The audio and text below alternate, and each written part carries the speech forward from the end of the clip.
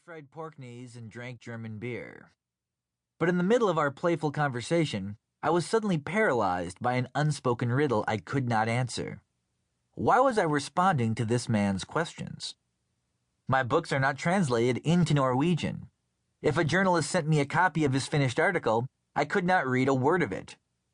I don't even know what the Norwegian publication's name is supposed to mean. I will likely never go to Norway, and even if I did, the fact that I was interviewed for this publication would have no impact on my time there. No one would care. The fjords would be underwhelmed. As such, I considered the possible motives for my actions. 1. I felt I had something important to say. Except I did not. No element of our interaction felt important to me. If anything, I felt unqualified to talk about the things the reporter was asking me. I don't have that much of an opinion about why certain black metal bands burn down churches. 2. It's my job. Except that it wasn't. I wasn't promoting anything.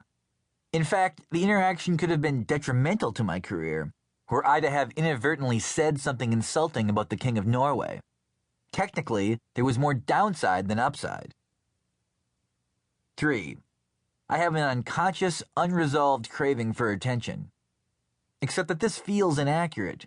It was probably true 20 years ago, but those desires have waned. Besides, who gives a fuck about being famous in a country I'll never visit? Why would that feel good to anyone? How would I even know it was happening? 4. I had nothing better to do. This is accurate, but not satisfactory. 5. I'm a nice person. Unlikely. 6. When asked a direct question, it's human nature to respond. This, I suppose, is the most likely explanation. It's the crux of Frost-Nixon. But if this is true, why is it true? What is the psychological directive that makes an unanswered question discomforting? Why do people talk? Why do people talk? Why do people answer the questions you ask them? Is there a unifying force that prompts people to respond? I decided to ask these questions to Errol Morris. Errol Morris is the most recognized American documentary filmmaker of the modern era and arguably the finest American nonfiction director of all time. His movies include Gates of Heaven, The Thin Blue Line, The Fog of War, and Standard Operating Procedure.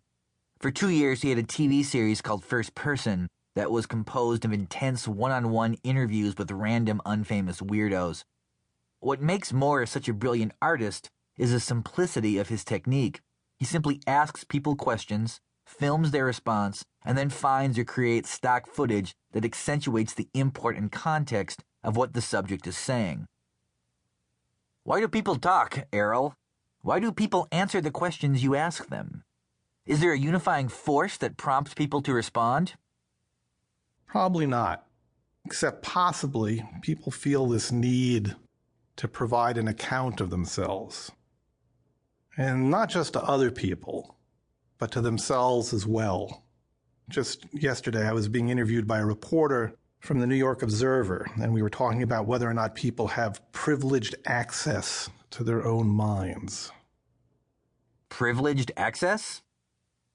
My mind presumably resides somewhere inside of myself. One would assume I have privileged access to it. In theory, I should be able to ask myself questions and get answers, different answers than I would get from other people, such as you. But I'm not sure we truly have such access to our own minds. I don't think we have any idea of who we are. I think we're engaged in a constant battle to figure out who we are. I often think of interviews as some oddball human relationship that's taking place in a laboratory setting. I often feel like a perverse primatologist. Do you feel like you know the people that you interview? Because I feel as though I never do. It seems like a totally fake relationship. I don't feel like I know myself, let alone the people I interview. I might actually know the people I interview better than I know myself. A friend of mine once said, you can't trust a person who doesn't talk a lot, because how else would you know what they're thinking? just by the act of being willing to talk. To keep listening to this audiobook for free, click the link in the description. It will take you to a free Audible trial where you can listen to this and many other books for free for 30 days.